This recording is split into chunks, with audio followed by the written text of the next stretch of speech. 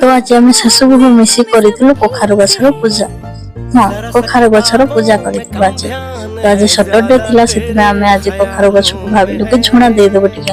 आ Saturday तो या सब बेस्ट डे से आम विलंब नक जल्दी जल्दी मम्मी टे झुणा गुड़ा गोटे छोट छोट करता मु निआ टे मिक्स करके मम्मी को दे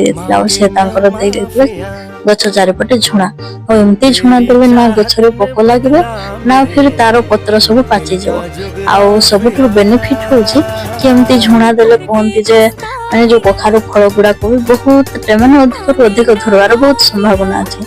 आउ यार सत्य कते सेटा मु जानि किंतु आर थर भी आम एमती करितलु मोर मन अच्छे मैरिज पूर्व मु आसी जो शाशुघर को तो से आम एमती करथलो माने बहुत टे कखारु भी फली थिला आम ए वर्ष भी लगी पड़ू से कम